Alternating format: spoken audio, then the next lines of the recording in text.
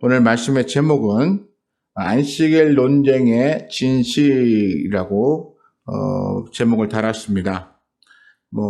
여기에 또 다른 제목을 하나 더 붙이자면 하나님이 안식일을 제정하신 이유는 뭘까라고 하는 그런 논쟁에 대해서 우리가 한번 이야기해 보려고 합니다.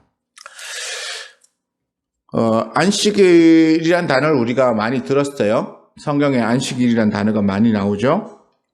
그런데 실제로 우리는 지금 안식일을 지키고 있지 않습니다. 안식일 대신에 우리는 무엇이라고 부르는 날을 지키고 있습니까? 주일이라고 하는 날로 지키죠. 주일. 예전에 어디서 들었는데요. 중국 사람들은 이 주일을 다른 말로 부른대요. 성일, 이렇게 해서 성스러운 날짜, 이렇게 부른다, 이런 얘기를 제가 들은 적이 있는데, 사실인지 아닌지는 아직 제가 확인을 못했습니다. 그래서 주일이라고 하는 이름으로, 우리는 안식일이 바뀌어졌고, 이제는 안식일이라는 이름으로 지키던 그 요일을 벗어나서, 안식일 다음 날인, 우리식으로 말하면 일요일이죠. 우리 일요일에 주일이라고 하는 이름으로 지킵니다. 이 주일이라고 하는 이름으로 지키는 이유는 우리 예수님께서 부활하신 날을 기념해서 그 날을 축하하고 또 즐거워하는 그런 마음으로 지키는 것이죠. 그러니까 우리는 매 주일마다 뭘 해야 되냐면 우리 예수님께서 무덤에서 3일 만에 부활하셨다라고 하는 것을 우리가 축하해야 되는 거예요. 그래서 예수님의 죽으심과 부활을 축하하는 그런 날로 주일을 지켜야만 이 주일의 참된 의미를 가질 수 있습니다. 그런데 오늘은 안식일에 관한 것을 이야기하고자 합니다. 안식일 6장 1절에 보면 안식일에 예수께서 이렇게 시작하고 있습니다. 안식일에 예수께서 지금 어디로 가셨습니까? 밀밭 사이로 지나가셨어요. 아마 길이 이렇게 넓게 그렇게 있지 않은 것 같아요. 밀밭이 있고 그 다음에 지나가야 될 길이 있으니까 어쩌면 이렇게 윙 돌아서 가야 되는 상황일 수 있고 또는 밀 사이에 요만한 좁은 길이 있어서 그 사이로 지나가셨는지 정확히는 알 수는 없지만 어쨌든 예수님께서 안식일 날 밀밭 사이로 이렇게 지나가셨어요. 그런데 그때 예수님을 따라 다니던 제자들이 지나가면서 밀 이삭을 손으로 이렇게 툭 자릅니다. 툭 잘라가지고 그리고 손으로 이렇게 비볐어요. 이 손을 비빈다는 얘기는 뭡니까? 밀이 이렇게 이삭이 이렇게 매달려 있는 걸 이렇게 비비면 떨어지니까 이건 밀을 이렇게 떼서 그다음에 까칠까칠한 부분들만 이렇게 제거하고 나머지 그대로 입에다 이렇게 탁 털어넣죠. 그거 해보신 적 있으세요? 저는 시골에 살았기 때문에 많이 해봤어요. 집 근처에 이제 논이 있어서 그 논 사이에 요만한 진짜 사람 한 사람 또는 두 사람 겨우 이렇게 비껴갈 수 있는 좁은 길이 있어서 양쪽에 논이 있었기 때문에 이렇게 벼 이삭이 다 익으면 지나가면서 이렇게 툭 잡아요. 자꾸는 툭 당겨서 그리고는 이렇게 손으로 쓱 훑어가지고는 이렇게 손으로 이렇게 비벼서 이렇게 먹었던 적이 어릴 때 있었습니다. 그때는 그다지 먹을 게 많지 않았고 과자도 그렇게 많지 않았고 또 과자를 사 먹을 돈도 없었어요. 그러니까 초등학교에 이제 가면서 오면서 그 길목에 있었기 때문에 훅 따서 먹었던 적들이 있는데 제자들도 그랬던 것 같아요. 밀밭 사이로 지나가니까 손으로 이렇게 이삭을 쭉 따고 그래서 손으로 이렇게 비벼서 그리고는 입에 넣었습니다. 아마 제자들이 그렇게 한 이유는 그저 심심해서 먹은 것이 아니라 굶주렸을 것입니다. 왜냐하면 예수님과 함께 다니다 보니까 때로는 식사 때를 놓쳐가지고 못 먹을 때도 있었고 그리고 예수님과 다니다 보면 먹을 것이 항상 풍족하게 있는 것이 아니기 때문에 제자들이 여러 날 못 먹을 수도 있습니다. 우리가 오병이어의 이적을 행하실 때 예수님께서 사람들을 바라보시며 뭐라고 하셨습니까? 제자들에게 저 사람들이 여러 날을 굶주렸기 때문에 저들에게 먹을 걸 주라 그랬거든요. 그러니까 예수님하고 같이 다니는 사람들도 먹지 못하는 일이 여러 날 있었던 것으로 성경에 보니까 이 제자들도 예수님과 같이 다니며 때를 놓쳐서 먹지 못했든지 때로는 이렇게 먹을 것이 떨어져서 먹지 못했든지 이렇게 먹지 못하는 때가 있었던 것 같아요. 그러니까 예수님하고 길을 가시는데 예수님은 이렇게 이삭을 따서 먹지는 않았지만 예수님의 제자들은 이삭을 잘라가지고 손으로 비벼서 먹었다라고 누가가 기록하고 있습니다. 이 사실은, 이것은 사실인 것 같아요. 그러니까 성경에 그렇게 기록했죠. 그런데 그 모습을 누가 봤습니까? 바리새인들이 봤어요. 그리고 바리새인들이 예수님에게 이렇게 말합니다. 안식일에 하지 못할 일을 하였다. 안식일에 하지 못할 일. 여기서 우리가 볼 수 있는 게 뭐냐면 안식일에는 하지 말아야 할 일들이 있다라고 하는 것이죠. 첫 번째는 무엇입니까? 수고하여 일하는 것이죠. 일하는 거. 안식일은 성경에 하나님께서 제정하신 것인데요. 안식일은 쉬어라라고 말합니다. 안식일은 휴식을 위하여 준 것이기 때문에 안식일은 쉬어라. 그리고 안식에 일하는 자는 하나님께서 징벌하신다라고 하셨어요. 그래서 이 안식일에 대하여 우리 하나님께서 명확하게 규정하기 위해서 안식일을 범한 자들에 대하여 징벌하셨던 내용이 있는데 그 광야에서 하나님께서 모세를 통하여 안식일을 제정하시고 6일 동안 만나를 이렇게 주시고 6일째 되는 날에는 2배를 거두게 하시고 그리고 안식일에는 나가서 거두지 못하게 하셨어요. 그런데 이스라엘 백성들 중에 제7일째 되는 날에 가서도 여전히 이 만나를 거두려고 헤매는 사람들이 있었습니다. 그런 사람들을 향해서 하나님께서 진노하셨는데요. 이 안식일을 범한 것이죠. 자기의 먹을 것을 얻기 위하여 나가서 만나를 거두어 드리려고 하는 이 수고를 한 사람들입니다. 그래서 하나님께서는 안식일을 범한 것에 대하여 그렇게 책망하시고 진노하셨는데 그것이 율법에 기록되어져 있고 또 그 율법을 따라서 이스라엘 백성들은 안식일에 일하지 말라라고 하는 규정으로 있습니다. 그래서 안식일에는 어떤 일을 하지 말아야 되는가라고 하는 것들이 유대인들에게는 관습처럼 내려져 있어요. 어떤 일이냐? 먹을 것을 위해서 뭔가를 만드는 일도 일이고, 가서 밭에 나가서 일하는 것도 일이고, 그리고 심지어 그날에는 1km 이상 걸어서 움직이면 그것도 일이라는 거예요. 1km면 어느 정도일까요? 얼마 안 되죠. 생각보다 그렇게 멀지 않아요. 그래서 1km 정도 이상 걸으면 그건 일이기 때문에 안식을 범하는 거다라고 그들은 그렇게 말합니다. 그런데 여기서 바리새인들이 예수님의 제자들이 행한 이 일을 보고 어찌하여 안식일에 하지 못할 일을 하였느냐고 말하는 이유는 무엇인가? 그것은 예수님의 제자들이 밀 이삭을 이렇게 꺾어가지고 그리고 이렇게 손으로 훑어서 이렇게 비빈 다음에 먹는 이걸 뭐라고 생각했냐면 이것은 추수하는 일에 해당한다.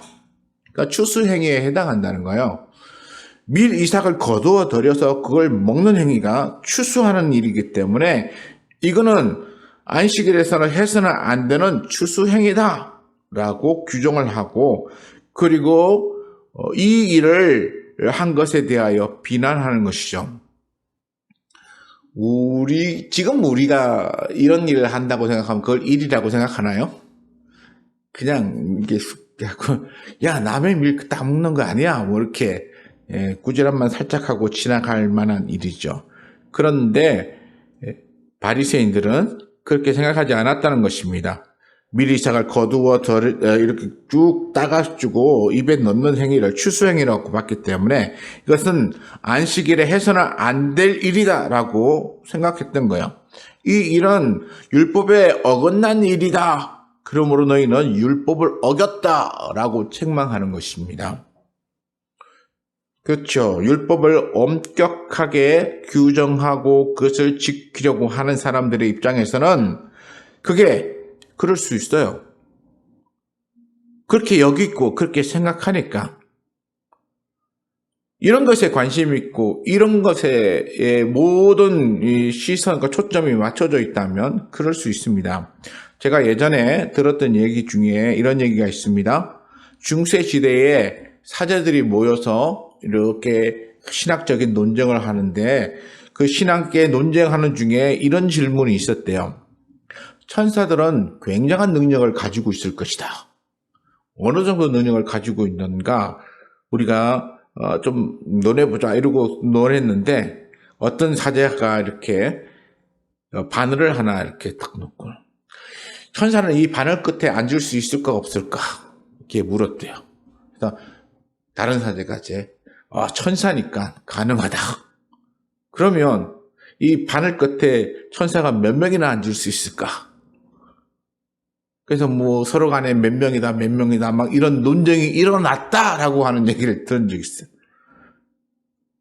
바늘 끝에 천사가 앉을 수 있는지가 우리에게 중요합니까? 그 바늘 끝에 천사가 몇 명 앉을 수 있는가가 우리에게 그만큼 중요한 거예요? 근데 그때는 그게 심각했다는 거예요. 그리고 우리 한국에도 이런 논쟁으로 교회가 이렇게 둘로 나누어진 교회도 있대요.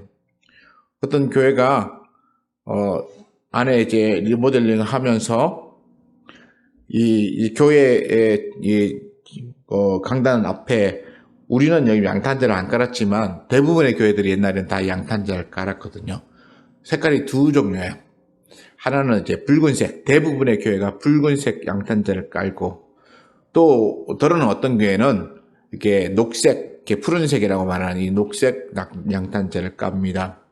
그래서 이 교회가 오래된 이 붉은색 양탄자가 있었는데 이게 시간이 지나니까 막 따라가지고 색깔도 그렇고 떨어진 것도 있고 하니까 교회에서 우리 저거 갑시다. 갈아서 새 걸로 합시다. 이렇게 의논을 모았어요. 그런데 한쪽에서는 원래 붉은 양탄자였으니까 붉은색으로 하자. 그리고 또 붉은색은 예수님의 보혈을 의미한다. 이렇게 주장했어요. 그랬더니 또 다른 쪽에서는 그러지 말고 이번에 우리 새롭게 합시다. 우리 예수님의 붉은 보혈도 귀하고 좋지만 그러나 우리가 시편 21편을 보면 우리의 실만한 푸른 초장, 우리 교회가 그만한 푸른 초장같이 이런 곳이 되었으면 좋겠다고 생각합니다. 그래서 이번에는 우리가 한번 바꿔봅시다. 그래서 한쪽에서 이렇게 주장을 한 거예요. 그래서 교회 안에 이 예수님의 보혈파와 그리고 푸른 초장파가 이제 서로 대립을 한 거예요. 그래서 앞에다가 이 강단 위에다가 보혈을 해야 된다. 예수님의 보혈을 우리가 계속해서 강조해야 된다라고 주장해서 보혈파가 나왔어요. 그런데 한쪽에서는 아니다. 우리 이제 바꿔서 녹색으로 해서 푸른 초장을 만들어야 된다. 그래서 푸른 초장파가 나타났습니다. 막 이렇게 한치의 양보도 없이 서로 싸우는 거예요. 그러다가 어떻게 됐냐면 푸른 초장파와 예수님의 보혈파가 교회를 둘로 쪼개기로 했어요. 그래서 교회가 나누어졌대요. 그게 무엇 중요하죠? 푸른 초장이면 그게 그 강대상에 있는 그 푸른 초장이 우리를 구원합니까? 예수님의 보혈이라고 의미를 붙여서 그렇게 붉은 양탄자를 깔았다고 해서 그 붉은 양탄자가 우리의 믿음에 어떤 영향을 줍니까? 안 그렇잖아요. 무엇이 중요한지에 대하여 생각하지 못하고 그냥 자기들의 주장과 생각을 주장하는 이들이 많아요. 그래도 보면 율법을 지키는 이 과정 속에서 그들이 율법을 왜 지켜야 하는가? 율법의 의미가 무엇인가? 그것 지킴으로써 우리가 진짜 얻어야 될 유익은 무엇인가? 라고 하는 것에 대하여 사람들이 생각하지 않고 뭘 생각하냐면 그걸 지켰느냐 안 지켰느냐라고 하는 것에만 관심이 있어요. 여기도 보면 율법주의자인 이 바리새인들은 안식일에 추수하는 일을 했느냐 안 했느냐로 굉장히 그들의 관심이 쏠렸어요. 그리고 예수님의 제자들이 밀 이삭을 잘라 먹었다는 것 때문에 추수행위를 함으로써 율법을 범했다라고 그렇게 정죄하는 것입니다. 그런데 예수님께서 이렇게 대답하셨어요. 3절에 보니까 다윗이 자기 및 자기와 함께 한 자들이 시장할 때에 한 일을 읽지 못하였느냐. 여기에 어디 나오냐면 사무엘상 21장 1절부터 6절까지 나온 얘기예요. 이 이야기에 대해서 말씀하시면서 4절에 이렇게 말씀하십니다. 그가 하나님의 전에 들어가서 다만 제사장 외에는 먹어서는 안 되는 진설병을 먹고 함께한 자들에게도 주지 아니하였느냐 이렇게 말씀하셨어요. 이 진설병이라고 하는 것이 무엇인지를 잠깐 설명하면 하나님의 전 성소에 상이 요만한 상이 하나 있는데요. 그 상 위에다가 떡을 12개를 놓습니다. 6개씩 이렇게 해서 두 줄로 놓는데 이게 12지파를 의미하는 거예요. 12지파가 떡을 하나씩 진설한 것처럼. 그래서 거기다가 이렇게 쌓아서 하나님 앞에 드렸다는 의미로서 진설병이라고 하는데요. 이 진설병은 안식일 날 하나님 앞에 드립니다.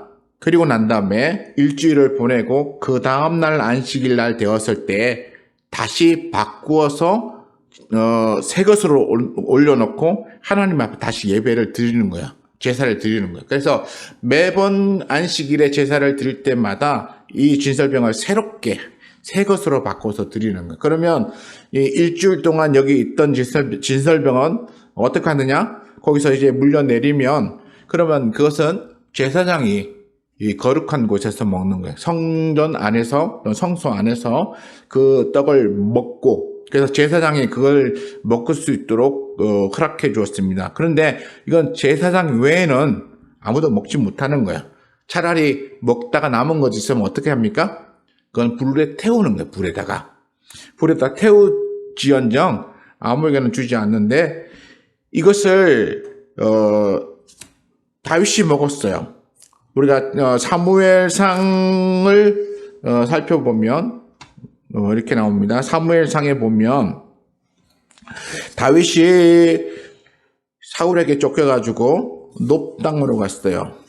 놉당에 가서 놉당에 있는 제사장 아히멜렉에게 가서 아히멜렉을 만났는데 다윗이 쫓겨서 도망 다니는 동안 다윗과 함께한 이제 사람들이 몇 명 있었죠. 근데 그 사람들이 쫓겨다니면서 굶주린 거야. 그리고는 이 굶주린 이 상태에서 너무 배가 고프니까 다윗이 제사장 아히멜렉에게 우리에게 떡 몇 덩이, 한 5덩이 정도만 달라 이렇게 요구했더니 제사장이 그때 마침 제사장이 성소에서 떡을 이렇게 내려놓은 상태에 있어요. 또 자기에게는 떡이 없고 여기는 진설병만 있다. 그런데 너희가 깨끗하면 주겠다 이렇게 얘기했어요. 그래서 우리가 깨끗하다라고 했더니 이 제사장 아히멜렉이 그 떡을 주었고 그리고 다윗은 자기도 먹고 자기와 함께한 사람도 먹었어요. 그런데 율법의 이 거룩한 것을 거룩하지 않은 자가 함부로 먹으면 문제가 생긴다고 했는데 이 제사장 아히멜렉도 그 떡을 주었고 하나님도 그 떡 먹은 것에 대해서 일제 책망하지 않으셨어요. 이게 사무엘상 21장 1절부터 6절까지 나와 있는 내용이고 그 후에 이 떡 먹은 것 때문에 다윗은 어떠한 책망도 받은 적이 없어요. 율법에 어긋난다라고 말한 적도 없거든요. 그래서 예수님께서는 이 말씀을 가져다가 안식일에 하나님에게 바쳐졌던 이 진설병, 그래서 제사장 외에는 먹지 못하는 이걸 다윗이 자기도 먹고 자기와 함께한 사람들에게도 주어 먹게 하였다는 사실에 대하여 너희가 알지 못하느냐라고 그렇게 물었어요. 그러니까 아까도 말했듯이 진설병은 언제 올리고 언제 내린다고요? 안식일 날 올리고 그 새 것을 올리기 전에 먼저 올렸던 걸 내려요. 그러니까 이것이 행해지는 시간이 안식일이야. 그래서 안식일 날 올리고 안식일 날 내렸던 떡이니까 그것을 안식일 날 제사장이 내린 떡은 다 먹어야 되거든요. 먹지 않으면 태워야 되고. 그러니까 그 떡이 남아있다는 얘기는 그 떡을 먹어야 하는 그 날이 바로 안식일 그날이었다는 것입니다. 그러니까 다윗이 안식일 날 놉당의 제사장 아히멜렉을 만나서 그 진설병을 받아서 자기도 먹고 자기와 함께한 사람도 먹었다는 거예요. 근데 예수님께서는 왜 이 이야기를 꺼내셨을까라고 하는 것이 궁금해요. 아까도 말했듯이 지금 바리새인들은 예수님의 제자들이 안식일 날 밀밭 사이로 지나가다가 밀 이삭을 잘라서 그걸 비벼서 먹었다는 것으로 율법을 어겼다라고 하는 것을 가지고 시비를 거는 것이거든요. 그랬더니 다윗이 안식일 날 제사장 외에는 먹지 못하는 진설병을 먹었다라고 하는 것으로서 그것을 맞받아치고 계신 것입니다. 안식일 날 그가 진설병을 먹었음에도 불구하고 하나님께서 그걸 책망하지 않으신 것에 대해서 너희가 아느냐? 라고 말한 거죠. 그러면 무엇을 비교할 수 있습니까? 이들은 추수하는 행위를 비난했는데 그런데 예수님은 안식일이든지 안식일이 아니든지 어쨌든 진설병을 먹으면 안 되는 율법을 어기는 행위를 가져다가 이렇게 대치를 시키셨어요. 그런데 그게 중심에는 뭐가 있냐면 예수님의 제자들도 이 밀 이삭을 따먹을 때에는 그들이 배가 고팠기 때문에 줄였기 때문에 따먹었어요.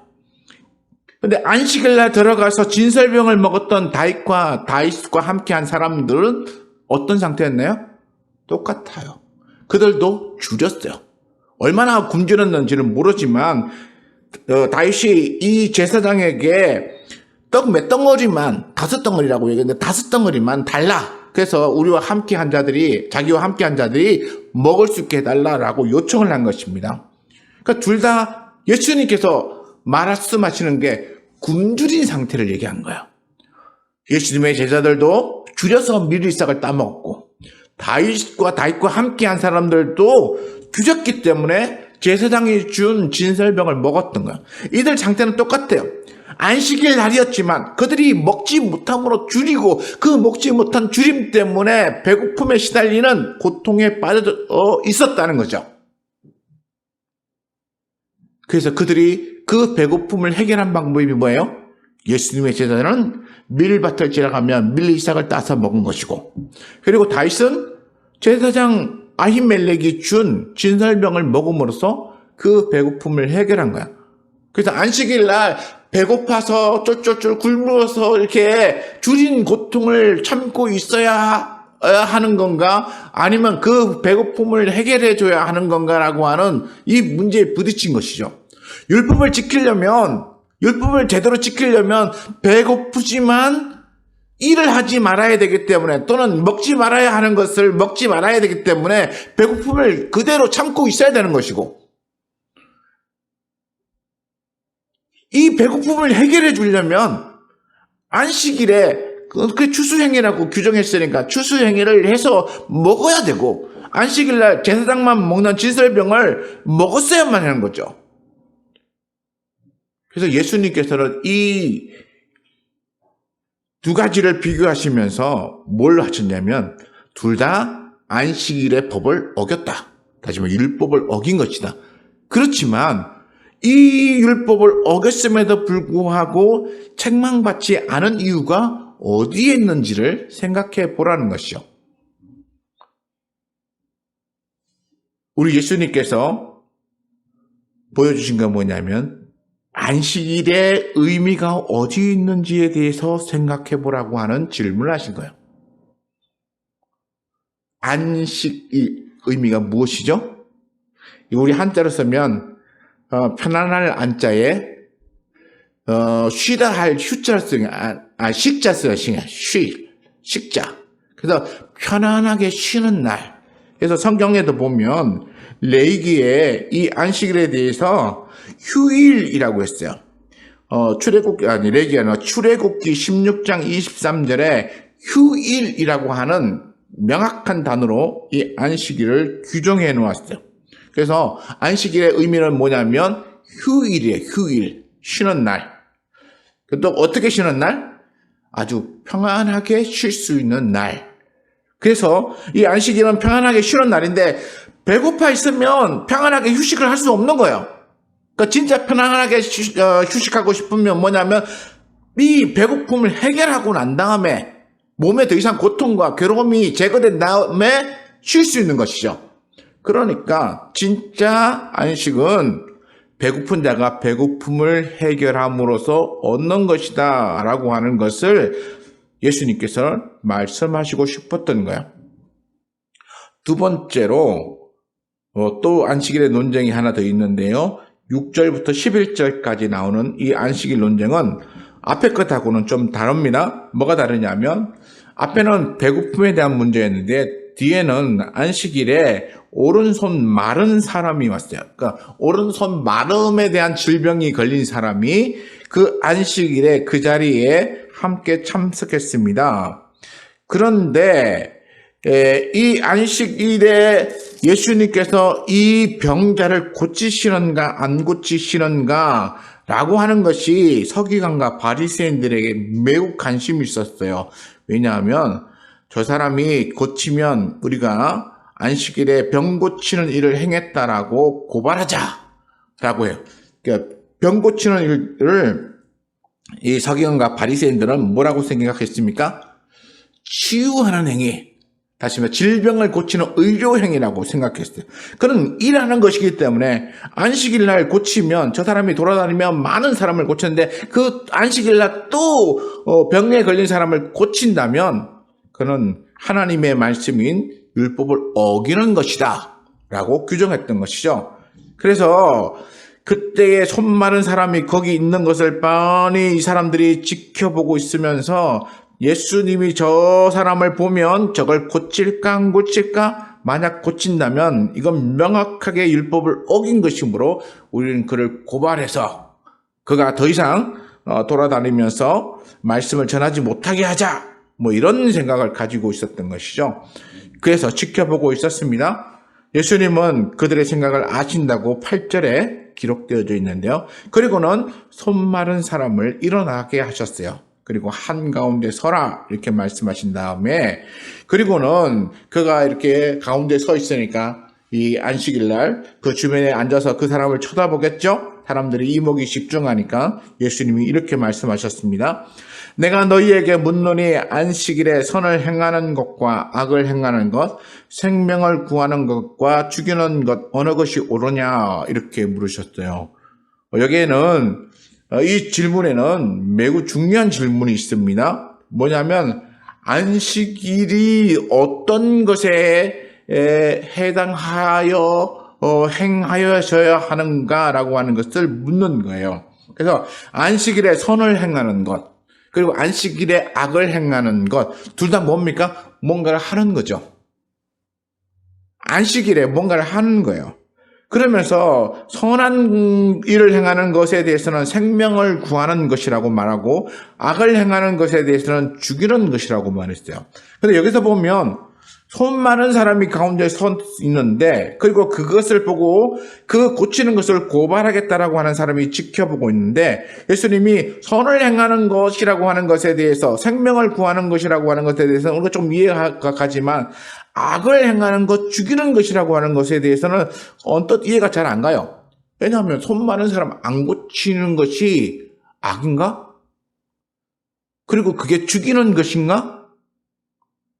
우리는 그렇잖아요. 우리가 지나가다가 어떤 어려움 당하는 사람 보고 이렇게 그냥 지나가면 나는 저 사람을 해치지 않았기 때문에, 직접적으로 뭔가를 가하지 않았기 때문에 죄를 짓지 않았다라고 생각하는 거예요. 다만 내가 그냥 지나감으로써 뭘 하지 않았어요? 선도 행하지 않았죠. 선도 행하진 않았지만 내가 저 사람을 해치지 않았기 때문에 나는 악을 행한 자가 아니다라고 사람들은 생각하는 거예요. 근데 우리 예수님의 생각은 조금 다르신 것 같았어요. 예수님께서 선한 사마리아인의 비유를 우리에게 들려주실 때 어떤 일이 있었습니까? 선한 사마리아인의 비유를 들려줄 때 그 비유 속에 나오는 세 사람이 있었어요. 이 사마리아인이 아니라 이 예루살렘에서부터 내려가다가 강도 만난 사람이 모든 걸 빼앗기고 두들겨 맞아서 거의 죽게 된 상태로 이렇게 방치돼서 버려지죠.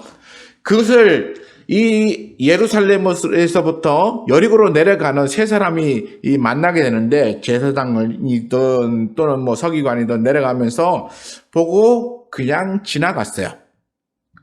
사람이 어떤 상태인지를 이렇게 다가가지도 않고 먼 발치해 보니까 또 강도 만났구만. 그리고 저 사람 저러다 죽겠다. 그러고는 그냥 지나간 거예요. 그렇다면 우리 생각에는 이 대제사장이나 뭐 서기관인지 이 사람은 적어도 그 강도 만난 사람을 향해서 또 가서 강도질을 하지 않았거든요. 그러니까 이 강도 만난 사람에 대해서 악을 행하지는 않았어요. 그냥 지나갔죠. 무관심하게. 우리처럼. 우리도 그냥 지나가잖아요. 막 늦었죠 이러고는 어휴 불쌍하다 이러고 지나가고, 그렇게 우리는 무관심하게 많이 보내는데 그렇게 지나간 거예요. 그러면 우리식으로 생각하면 그 사람들은 비난받아서는 안 되는 사람이죠. 그런데 결국 예수님께서 사마리아 사람이 그 병자를 강도 만난 사람을 보고 치유하고 도와주는 일에 대하여 칭찬하시고 그렇게 행하라라고 말씀하셨어요. 이 행하는 일은 선한 일이지만 그러나 그냥 지나간 사람들의 일은 악한 거예요. 그러니까 안식일에 예수님께서 이 말을 하신 이유가 뭐냐 하면, 병자가 눈앞에 있는데 이 병자를 보고 내가 이 병을 고쳐주는 것과 고쳐주지 않는 것에 대하여 논하라고 말한다면, 고쳐주는 것은 선을 행하는 것이지만 고쳐주지 않는 것은 악을 행하는 것이다 라고 말하고 계시는 거예요. 그러니까 치유해주는 일에 대해서 우리 좋다고 생각하지만 치유하지 않고 그냥 놔두는 것에 대하여 우리가 악하다고 말하기에는 좀 너무 지나친 게 아닌가 라는 생각이 드는데, 예수님은 치유하지 않는 그것을 악하는 행위라고 지금 여기서 규정하고 계시는 거예요. 심지어 그 사람을 치료해서 손이 낫게 하는 것을 생명을 구하는 것이라고 말하는데, 그 치유하지 않는 것을 죽이는 것이라 하고, 그러니까 사람을 죽게 내버려 두는 것이라고, 악을 행하는 것이라고 말하고 있어요. 그러니까 우리에게 가르쳐 준 게 뭐냐면, 내 앞에 누군가 도움받아야 될 사람이 있는데 그 사람에 대하여 내가 그 사람에게 도움을 주느냐 주지 않느냐는 내가 선을 행하느냐 악을 행하느냐로 구별이 된다는 거예요. 이게 중립이 없어요. 우리는 그냥 이렇게 보고 지나가면서 나는 저 사람에게 선도 행하지 않았지만 악도 행하지 않았어 라고 마치 자기는 중립에 있는 것처럼 생각하고 지나가지만, 그러나 우리 예수님은 그런 중립은 없다는 거예요. 우리가 선을 행하든지 악을 행하든지 둘 중에 하나라는 거예요. 그 사람을 도와주면 선을 행하는 것이고, 그 사람에게 해를 가하든 아니면 그 사람이 그렇게 지금 유티한 상태에 있는데도 불구하고 아무런 도움을 주지 않으면 악을 행하는 것이라고. 심지어 선을 행하는 것은 살리는 것이고 그렇게 돕지 않는 것은 죽이는 일이라고 말씀하고 계시는 거예요. 이 안식일에 이 사람을 치유하는 것은 생명을 살리는 일이고, 이 사람을 치유하지 않는 것은 죽이는 일이다. 그러니까 안식일에 다시 말해서 이 사람을 치유해서 생명을 살리는 것과 안식일에 이 사람을 치유하지 않음으로써 이 사람이 고통 속에 죽어가도록 내버려 두는 것 중에 어떤 것을 행하는 것이 옳으냐라고 말씀하신 거예요.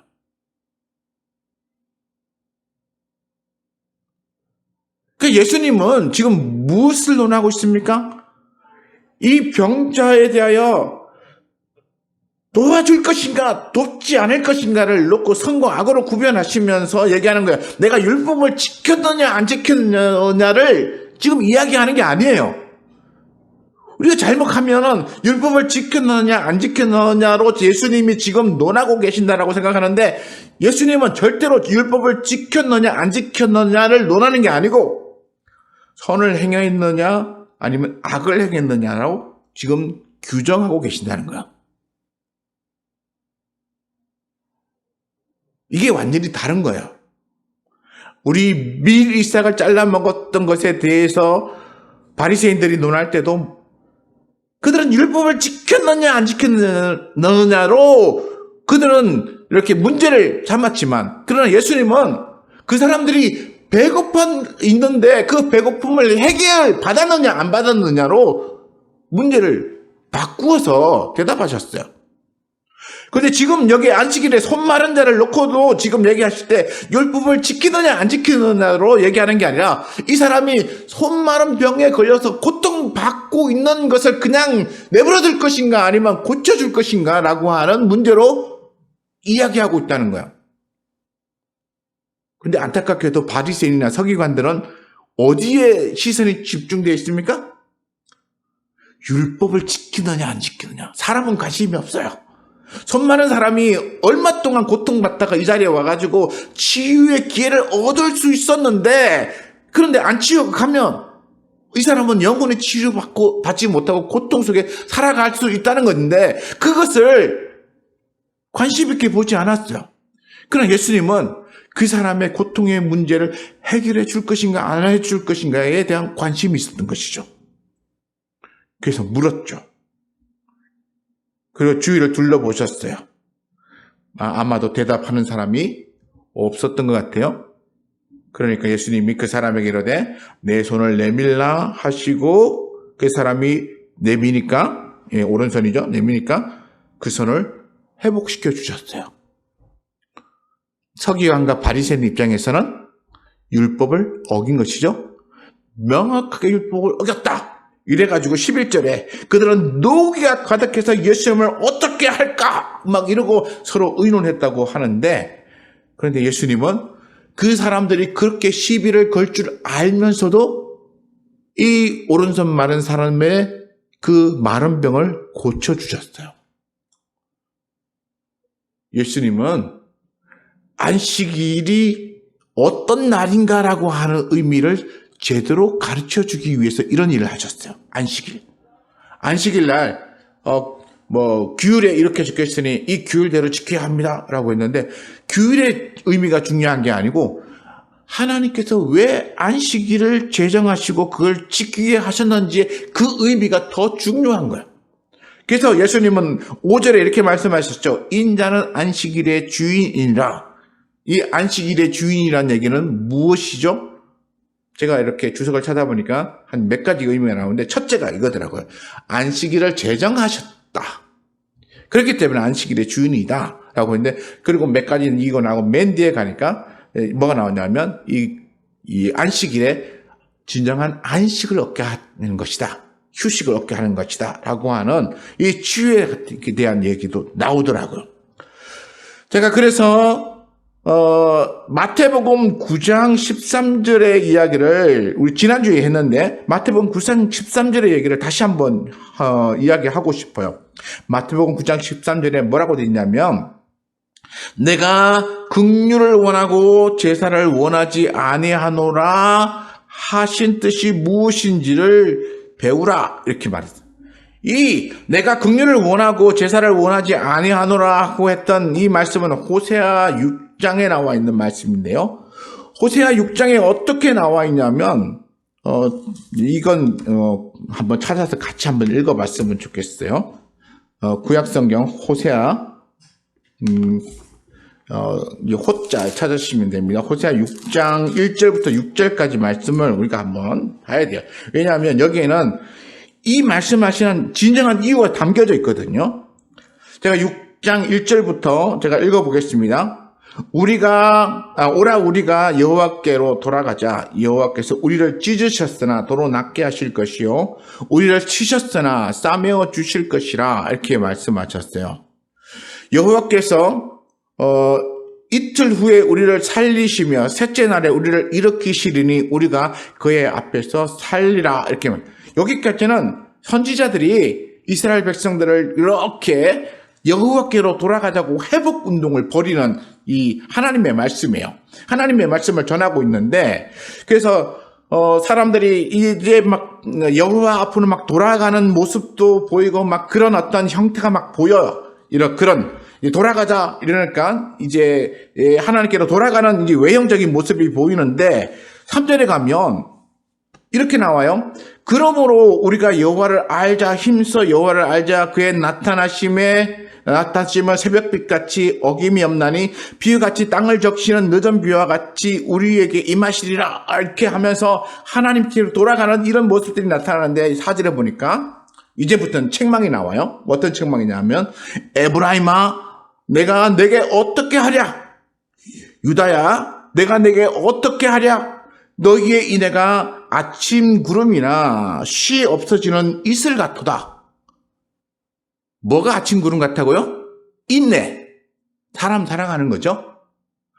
인내. 이 너그러운 마음으로 사랑하는 마음. 이것이 아침 구름, 아침에 구름이 있다가 싹 사라져버리고 아침에 이슬이 이렇게 풀잎에 맺혀 있다가 햇빛이 나면 싹 사라지는 것처럼 이 에브라임이라고 불려진 이 이스라엘 백성들, 그 유다라고 불려지는 이 이스라엘 백성들, 이 에브라임은 북쪽 이스라엘을 대표하고 유다는 남쪽 유다를 대표하죠. 그러니까 남쪽 유다와 북쪽 이스라엘 대표하는 이 부족의 사람들이 여호와께 돌아가자. 그러면 그가 우리를 고치실 것이요 낫게 하실 것이요 그리고 그의 나타나심이 새벽빛같이 우리에게 임할 것이다라고 막 은혜에 대하여 이야기하고 돌아가자고 했던 이 사람들이 막상 뭘 했습니까? 자신들은 하나님의 말씀대로 인애를 베푸는 일에는 매우 인색했던 거야. 사람들에게 사랑을 베풀고 사람들을 이렇게 보살펴주는 일에는 인색했던 거야.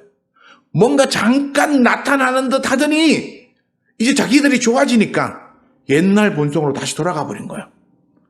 아주 하나님의 말씀을 박하게 적용하는 그런 모습으로 돌아가는, 사람들을 위해서 긍휼을 베푸는 것에 돌아가는 거야. 그러니까 하나님께서 5절에 이렇게 말합니다. 그러므로 내가 선지자들로 그들을 치고 내 입의 말로 그들을 죽였노니, 이렇게 말해요. 선지자들로 그들을 쳤다는 게 뭡니까? 지금 막 하나님께로 돌아오자고 돌아와서 막 뭔가 하나님의 은혜를 누리려고 하는 이 사람들, 그러나 하나님이 베풀라고 한 인애에 대해서는 여전히 인색한 이 사람들, 하나님 그 사람들을 치신다는 거야.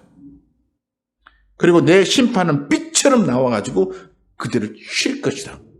이렇게 말씀을. 그리고 난 다음에 나온 이 말씀이 유명한 말씀인데, 나는 인애를 원하고 제사를 원하지 아니하며 번제보다 하나님 아는 것을 원하노라. 여기 뭘 안다고요? 하나님 아는 거. 하나님 안다는 게 뭐예요? 우리의 하나님은 여호와이십니다. 우리의 하나님은 전지전능하십니다. 이걸 알라는 게 아니에요. 하나님은 어떤 하나님인가? 어떤 하나님이에요? 이렇게 우리를 찢으셨다가 도로낫게 하시는 하나님이에요. 찢었다가 싸매주시는 하나님이요. 우리를 심판하셨다가 다시 회복시켜 주시는 하나님이요. 하나님은 자기 백성들을 얼마나 사랑하시는지 그들이 지은 죄악에 대하여 그들이 조금만 돌이키면 그렇게 달려가서 그들을 끌어안으시고 회복시켜 주시는 분이세요. 이렇게 사랑이 많으신 하나님이 그렇게 자기 백성들에게 베풀어 주는 사랑을 보여주고 계시기 때문에, 그러면 백성들이 뭘 해야 되는 거예요? 하나님의 사랑을 알아야 되는 거예요. 하나님의 사랑을 알고 그 하나님의 사랑을 자기들도 실천해야 돼요. 그게 하나님을 아는 거예요.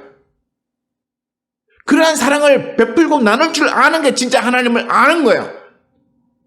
그런데 하나님을 알라라고 말하는 게 그런 사랑을 실천하는 그런 사람들이 되라는 거예요.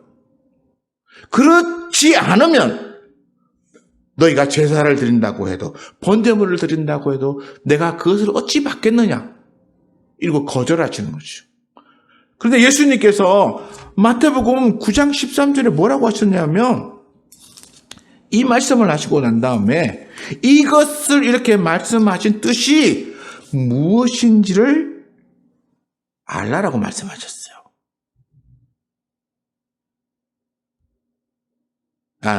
여기 보면 정확하게 배우라고 되어 있죠. 너희는 가서 내가 긍휼을 원하고 제사를 원하지 아니하노라고 하신 뜻이 무엇인지를 배우라. 무슨 말입니까? 하나님을 알라라고 했던 그 말은 하나님이 진짜 무엇을 원하는지 너희가 가서 배우라는 거야. 그런데 바리새인들은 여전히 뭘 하고 있어요? 안식일에 일을 했느냐, 안식일에 병자를 치료했느냐, 율법을 어겼느냐 안 어겼느냐, 그게 중요한 거예요. 제사를 드렸느냐 안 드렸느냐. 사람을 사랑하고 긍휼히 여기는 것에 대해서는 요만큼의 마음도 없는 거예요. 불쌍한 사람들이 배고파갖고 굶주렸는데 안식일이니까 내가 너에게 빵을 가져다 주는 것이 일이기 때문에 내가 너에게 빵을 줄 수 없어. 그러니까 넌 그냥 배고픈 채로 있어. 라고 말하는 거. 너 강도 만났지만 내가 너를 도와주고 너를 안고 데려가면 내가 너를 도와주느라고 일한 것이 되기 때문에 내가 너를 도와줄 수 없어. 안식일의 규율을 지키려면 내가 너를 도와주면 안 돼. 이러고 그 사람이 죽어가도록 내버려 두는 거야. 이게 하나님이 원하시는 건가요? 하나님이 원하시는 것은 안식일의 참 의미를 깨닫기를 원하는 거예요. 안식일, 제가 말씀드렸죠. 휴일. 고통 속에 빠져있는 사람은 쉬는 날을 제대로 쉴 수 있습니까? 못 쉬는 거죠. 그럼 그 사람을 제대로 쉬게 해주려면 고통의 문제에서 해결해 줘야 되는 거예요. 배고픈 사람은 먹을 거 줘서 배고픔을 해결받아서 더 이상 배고픔의 고통에서 괴롭힘을 당하지 않고 노임받는 것이 휴일이에요.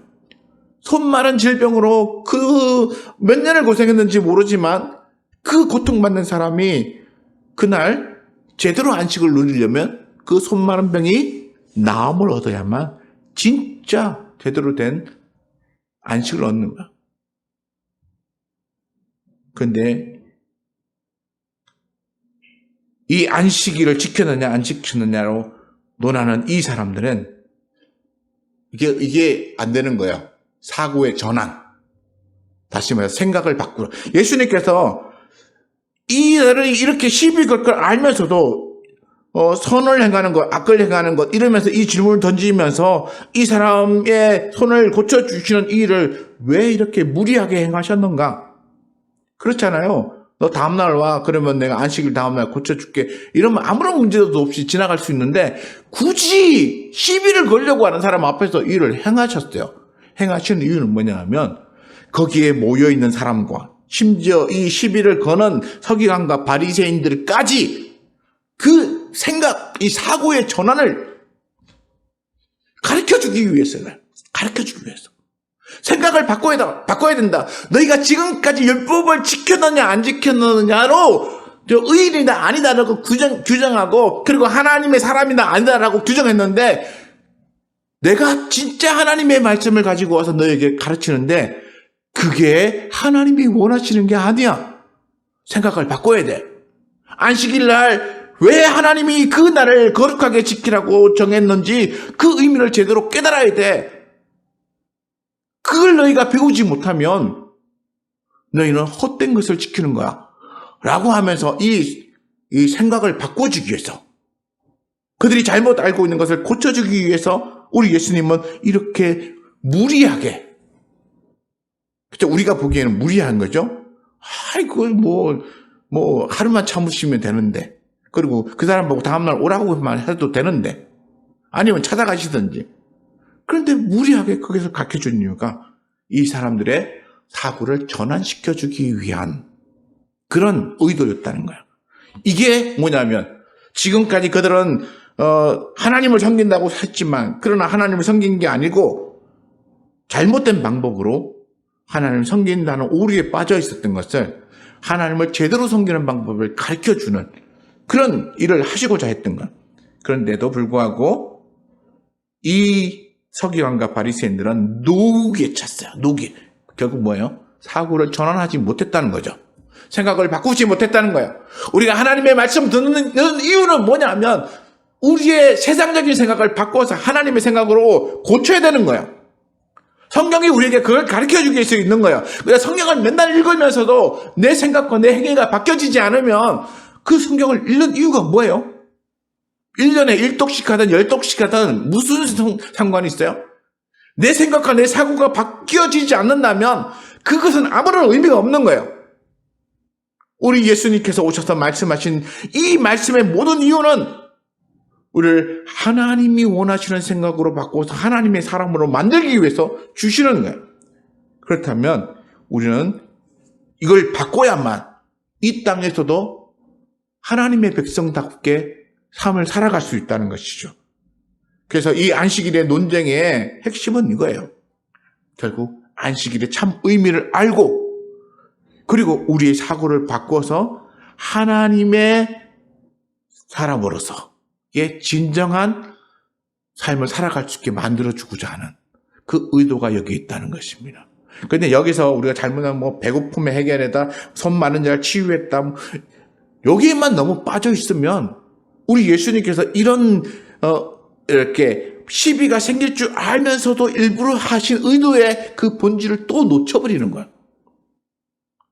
그러므로 오늘 우리 성도들은 이제 예수님께서 우리의 생각을 바꾸어서 진정 하나님이 원하시는 것이 무엇인지를 깨닫고 거기에 순종하는 사람이 되기를 바라신다는 걸 아시고 그러면서 하나님의 의미인 사람 사랑하는 것. 하나님은 하나님을 위하여 안식일을 정하지 않으셨어요. 우리가 잘못 생각하면 안식일은 하나님을 위하여 정한 걸로 착각하는데요. 아니요.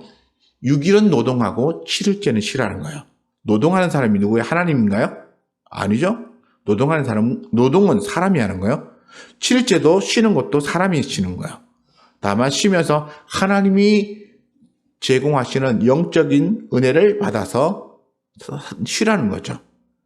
그러니까 안식일의 참 의미를 알아야만 우리가 진정한 신앙을 바르게 살 수 있다는 거. 그리고 내가 아까도 말했듯이 지나가면서 어려운 사람 보면 저 사람을 도와서 저 사람에게 도움을 주는 것이 안식을 주는 거야. 그러면 우리 지나가면서 어려움 당하는 사람, 또 우리에게 혹시나 죄 지은 사람 있으면 저 사람이 죄를 용서해 주므로 저 사람이 안식을 얻게 하는 거야. 라고 하는 생각을 가지고 우리 주변에 있는 사람들에게 내가 안식을 선물해 줄 수 있어요. 그러면 참 좋죠? 예, 안식은 그냥 주는 게 아니라 내가 저 사람의 문제를 해결해 줌으로써 저 사람이 그만큼의 안식을 얻을 수 있다는 생각. 그걸 실천함으로써 우리는 예수님처럼 그렇게 안식일을 전할 수 있는 사람이 될 줄 믿습니다. 기도하겠습니다.